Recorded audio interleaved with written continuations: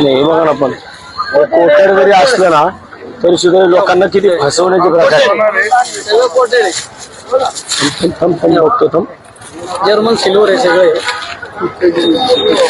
नाही इकडे घे चमचे, वाटी चमचे चांदीचे म्हणून लोकांना फसवायचं काम चाललंय. बघा मेटल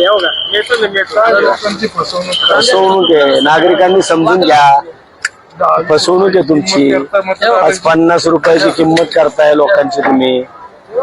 हे बघा हे काय चांदी आहे, अरे काय फसवते तर राव.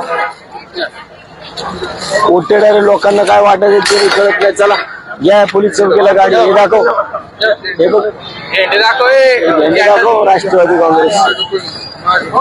अरे एवढ्या लवकर चाललंय.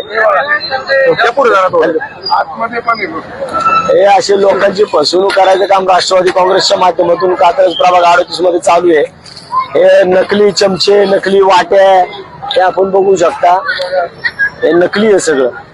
आणि याची लोकांची किंमत, अरे कुठवर पुढं फसवणूक करता. हे बाकीचं ना काय करत बसू. गाडी कुणाच्या नावाने दिलीप मोहिते त्या गाडी. चला चौकीला घ्या गाडी. हे आपण पाहू शकतो अशा प्रकारे. हे अहवाल पण लागला की असं त्यांना पराभव झाला, यांच्या पराभव दिसायला लागलाय.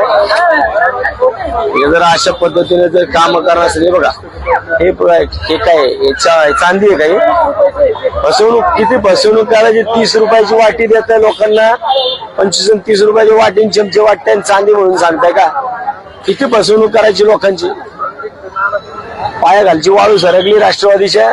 त्यामुळे आता ह्या अशा पद्धतीने राष्ट्रवादी काँग्रेस काम करायला लागली. निवडणुकीच्या पद्धतीने करा. मला यायला थोडा उशीर झाला, नाहीतर तुमच्या गाडीचा कार्यक्रम मी 100% केला असता. पोलीस आहेत इथं, आम्ही त्यांचा आदर करतो आणि पोलिसांच्या समोर आम्हाला कुठलाही नासधूस करायची नाही.